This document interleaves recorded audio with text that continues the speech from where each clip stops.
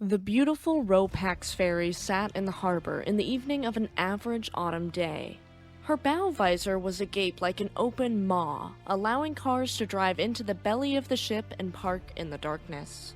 Passengers, including excited children on a field trip and business people heading to conferences, loaded onto the ship, ready to take a quick, easy, overnight crossing from Tallinn to Stockholm. Storms were to be expected at this time of year, and no one was uneasy, trusting in the ship that had weathered storms for well over a decade before this voyage. Little did any of the over 900 passengers and crew know, this voyage would be the first for some, and the last for many.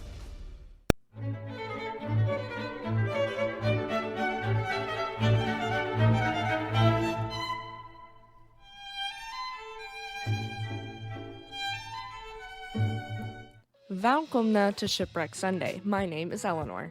Just a quick disclaimer for our younger audience before we dive in. This story may be disturbing to some, so viewer discretion is advised. Okay everyone, let's get into it. This is our next installment in remembering MS Estonia. If you didn't catch the history of estline, I highly recommend watching that first. MS Estonia is a ship with a lot of backstory and lore, so we'll be covering most of that today prior to her sinking. Without any further ado, my friends, let us get in it. MS Estonia was originally ordered on September 11, 1979 through the Meyer Werft shipyard in Papenburg, Germany by a Norwegian shipping company led by Parley Augustin, with her intended route to be between Norway and Germany. However, at the last minute, the company withdrew their order, with a ship already in construction sitting at the shipyard. So their contract went to Rederi Ab Sally, a partner in the Viking Line consortium. SF Line, another partner in the Viking Line, had also been interested in this ship but didn't pull the trigger on it. Originally, the ship was conceived as a baby sister to MS Dyalla II, built in 1979 by the same shipyard for the third partner in the Viking Line, Rederi Ab Sally. When Sally took over the contract, the ship's length was increased by approximately 60 feet, and her superstructure was mostly redesigned. She was laid down on October 18, 1979 as yard number 590. In 1980, the Viking Line received a total of 4 new ships, with 3 being for Rederi Ab Sally. The Viking Saga and her sister ship the Viking Song, built by Wärtsilä in Turku, Finland, entered service in 1980 alongside Viking Sally, which was launched on April 26, 1980 and completed on April 27, 1980. Meyer Werft was very familiar with the Viking Line, as they'd built numerous ships for the Viking Line partner companies during the 1970s. The construction of the ship's bow consisted of the ever-controversial upwards-opening bow visor and a car ramp that was placed inside the visor when it was closed. This construction was identical to that of Dyalla II. Before we get any further into her story, let's look at her specs. Viking Sally, later MS Estonia, was a cruise ferry or Ropax ferry, the two are synonymous, with a deadweight tonnage of 3,006 tons and a gross tonnage of 15,598 tons. Deadweight tonnage, for our younger audience members and those unaware, is a measure of how much weight a ship can carry. It's a sum of the weights of cargo, fuel, freshwater, ballast water, provisions, passengers, and crew. Gross tonnage is a non-linear measure of a ship's overall internal volume. She was 509 feet 11 inches long as built, increasing to 515.16 feet after a refit in 1984. She had a beam of 79 feet 5 inches wide and a draft of 18 feet 4 inches, spanning 11 decks. Let's go over her deck plans as Viking Sally. MS Estonia consisted of 11 decks, counting from the lowest deck, Deck 0, to the highest deck, Deck 10. Passenger facilities were on decks 6, 5, 4, and 1, with crew members on decks 8 and 7. Decks 2 and 3 were dedicated to cargo and the car decks. Let's start with Deck 0 on Viking Sally. Here, you'd find the sauna, swimming pool, and conference rooms for meetings, since many travelers were business people. On Deck 1, you'd find inside cabins and the engine room. On Deck 2, you'd find the car deck. On Deck 3, you'd find the car platform and cargo spaces. On Deck 4, or the conference deck, there were more conference rooms, a nightclub, a cinema, and inside and outside cabins.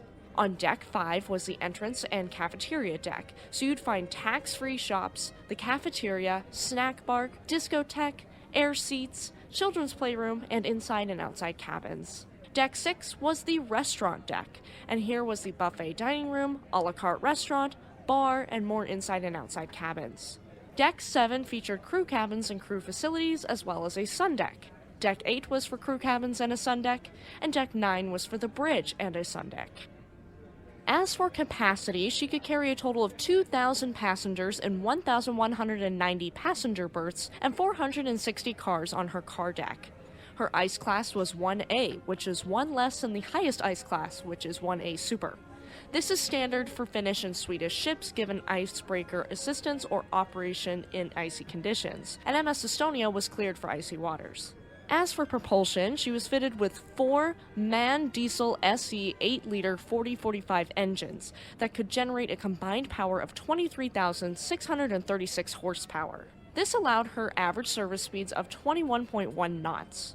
Her call sign was ESTE, and her IMO number was 7921033.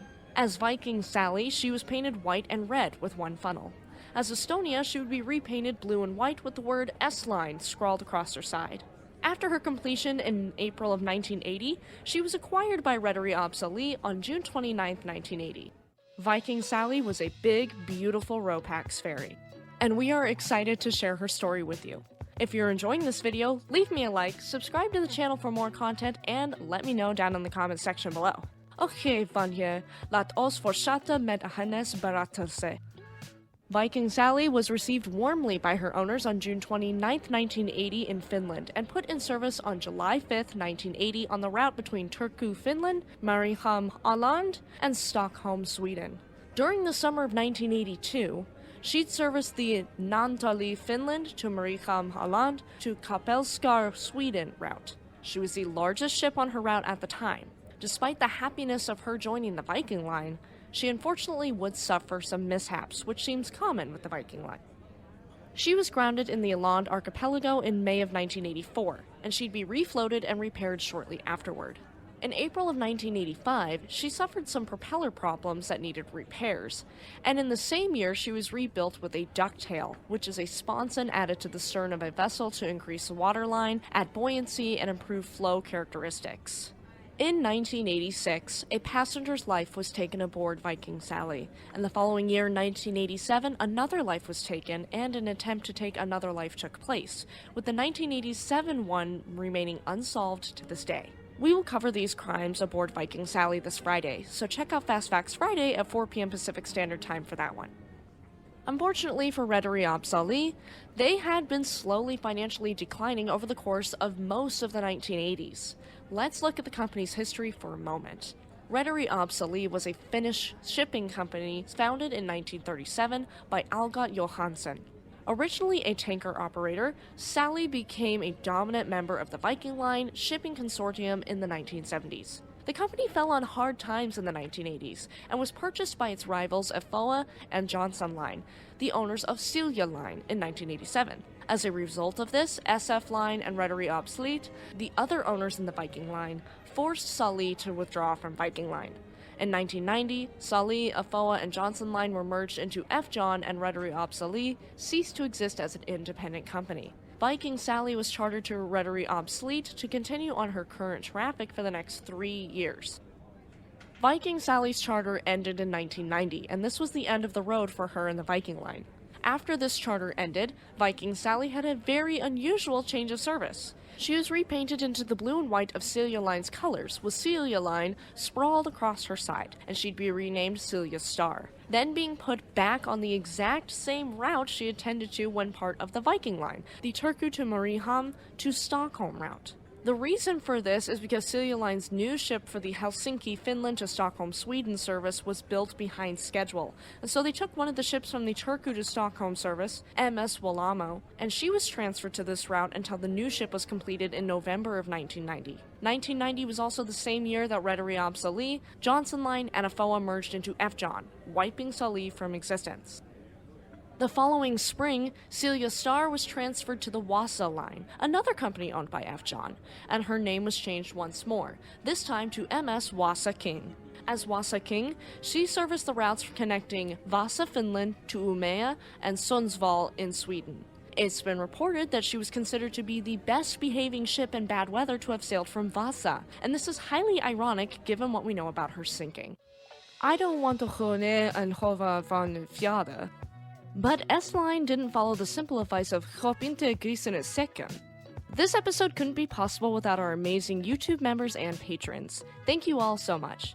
If you'd like to have some awesome perks like episodes a full day in advance, join our YouTube memberships today. Låt oss nu titta på hennes historia med estline.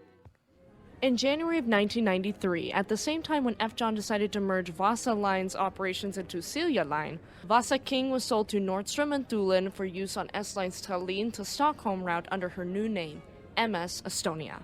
The ownership of MS Estonia is really complicated, and that's because in order for Nordstrom and Thulin to get a loan to buy the ship, they had to register her owner as S-Line Marine Company Limited, Nicosia Cyprus, which then chartered the ship to E-Linii AS Tallinn Estonia, which was the daughter company of Nordstrom and Thulin and ESCO, which in turn chartered the ship to S-Line AB.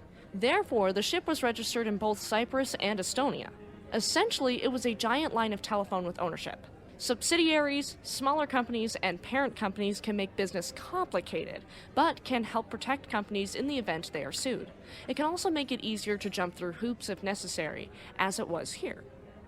MS Estonia was the largest Estonian-owned ship of the time, and so she symbolized the independence that the country of Estonia gained from the collapse of the Soviet Union. Estonia gained their independence on August 20th, 1991, following an attempted coup at Moscow, Russia. Estonia was an enormous ship, but if we compare her size to that of one of the most well-known ships in the world, RMS Titanic, she would be about 367 feet shorter than Titanic. The longest cruise ship in the world currently, Royal Caribbean International's Allure of the Seas, is 1,188 feet long, so that's a little over double the size of Estonia. Still, for a Ro-Pax ship, Estonia was enormous and nothing to sneeze at. Now, let's look at the beginning of MS Estonia's final voyage. MS Estonia was docked in Tallinn on the evening of September 27, 1994, loading up the last of her cars and passengers.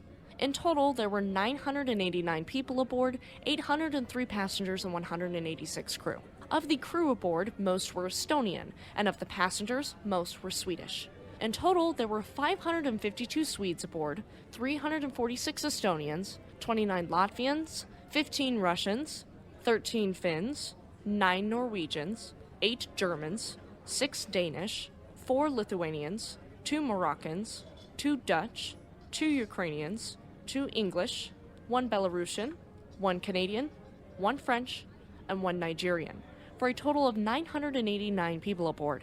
Later estimates and subsequent analysis of the passenger list suggest 69 further unaccounted for passengers, so this brings the total up from 989 to 1,058 people aboard. We'll never know for certain, however. There are discrepancies in how many cars were loaded onto the ship total. Border guards state that there were 61 cars loaded onto the ship, though Customs and S-Line reported that there were 75 cars on MS Estonia. The country's internal security service, called CAPO, estimated there were 83 cars on Estonia. One truck on Estonia was reported to have been loaded with, quote, about 6 tons of cobalt, which was not declared to Customs, according to CAPO. While this doesn't prove that something sinister was afoot or that unchecked truckloads caused the sinking, it does prove right the various testimonies over the years that have claimed smuggling took place on MS Estonia. No matter how many cars were on the ship, one fact is clear. The ship was listing ever so slightly to starboard because of poor cargo distribution, so this would have made her more unstable in stormy conditions. MS Estonia, loaded with her cargo and 989 to 1,058 passengers and crew, departed slightly behind schedule at 7:15 p.m. on September 27, 1994, and she was due in Stockholm between 9 and 9:30 a.m. the following morning. This includes her crossing over a time zone from Eastern European Standard Time to Central European Standard Time, meaning she would go back 1 hour when traveling towards Stockholm. MS Estonia, as we know, would never make it to Stockholm, and the lives of thousands were about to change, and for some, end. That's the end of this week's episode. Stay tuned for next week's episode when we get into part 2 of MS Estonia's story, ending with her sinking and the controversy surrounding it.